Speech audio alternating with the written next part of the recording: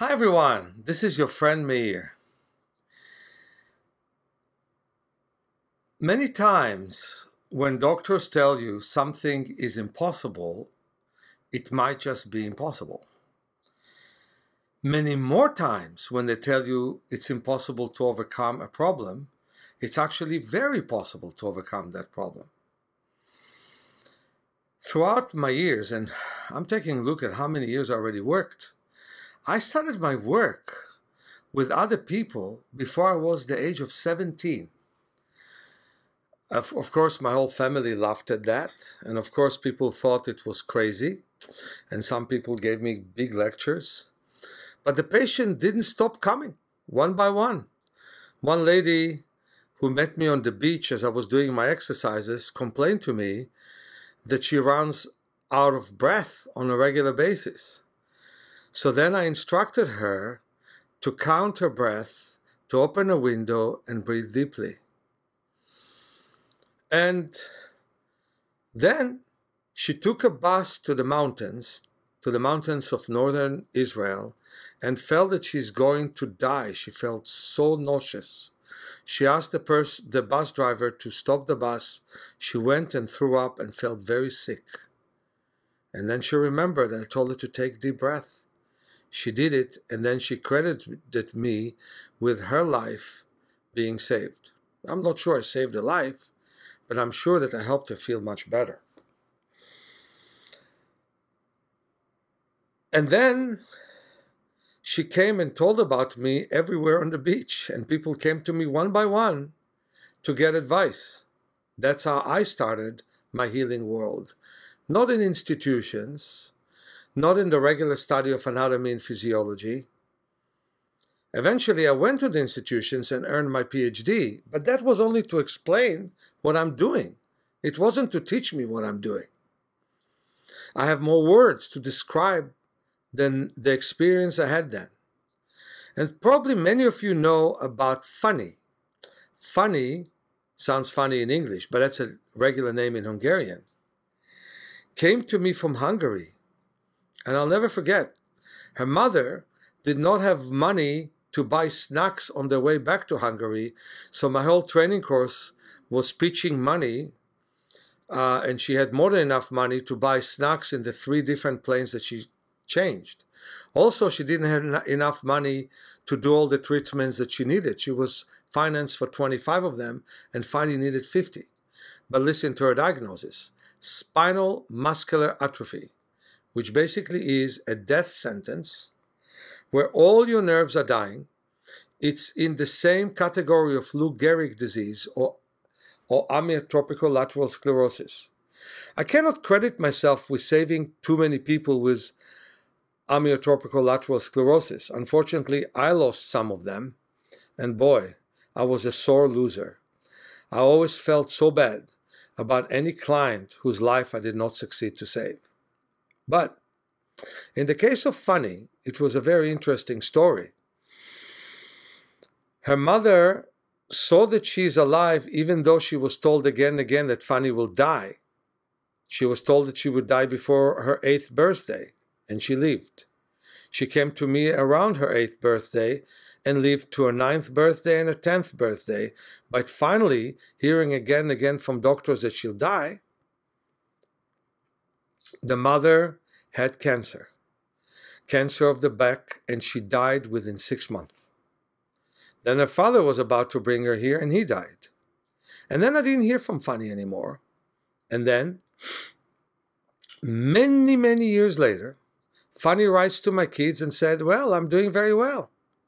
And she's already 20 years of age. Fast forwards 6 more years, I go to Germany, and probably many of you know that I went and taught in Germany every single year. The latest teaching, unfortunately, was online, and we didn't have nearly as many people as we have in person. In that time, I was teaching in a town called Kirchzachen, which is right near Freiburg. And I was told that parents of a kid are coming 1,000 kilometers away from Hungary to work with me. as I was looking at a kid and I saw that he has spinal muscular atrophy, which means, again, a deadly illness, which was very interesting. His father was kind of small, but stronger than anyone I've met in his size. Muscles which Bruce Lee would have been happy to have. Very gentle soul, by the way. Very strong and very gentle. Worked with me on his son, and his mother was pregnant and had a baby in her hands. I was telling them that I had exactly a girl similar to the boy I'm working with in the same age. And they said, we know. That's why we came. I said, really? She wrote a book and she made a movie. And she meets with great numbers of people in Hungary, telling them about her great capacity to survive her illness. Now, today, I received a wonderful article written in Portuguese about a girl, Ana Carolina, that couldn't afford my treatment, couldn't come to me, couldn't have donors to help her, but we used to have classes which are called Level 2 training. In Level 2 training, we saw the community for free, and I was teaching people who already finished Level 1 to work with different patients. She came at the age of 2, and her mother was told that she has 2 more years of life.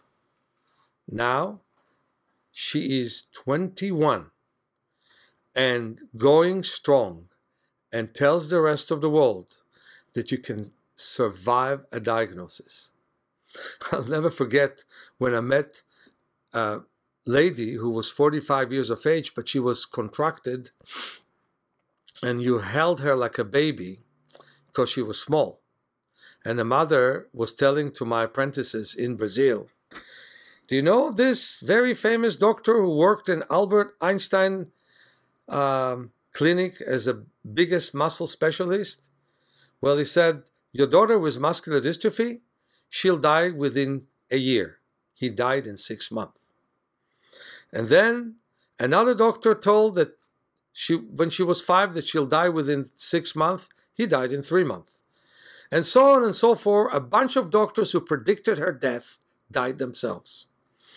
Well, I had a bunch of practitioners who had medical training, and I told to one of the physiotherapists, if you do self-healing, you live. If you do regular physical therapy, you'll die. And of course it was a joke. She said, I'm going to the church today. Well, happens to be that many diagnoses, like the woman who was, even without my treatment, alive at the age of 45, carried by a mother. Yes, she was paralyzed, but she was alive. And all those predictions were false predictions. And my clients who worked with me not only lived, but did so much better and excited so many other people. My friends, if you think that your little soreness in your back is there to stay, that the stiffness that you have will never go away, that your immune system is compromised forever, forget it.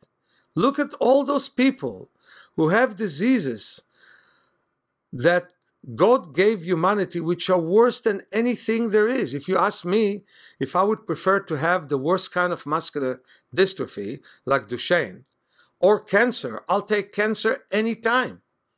Because those people with muscular dystrophy die at young age and they become weaker every day. But we are able to reverse it with our work. And they are able to defy diagnosis. But I had the misfortune that when clients of mine have improved, the doctors normally change the diagnosis. I almost thought about changing the name of my school from School for Self-Healing to School for Spontaneous Remission. And that's a joke by itself. But what I want to tell you is, we cannot ever predict what will happen. We can only work for the better. And that work by itself is a great thing to do. Looking forward to talk to you again, your friend Meir.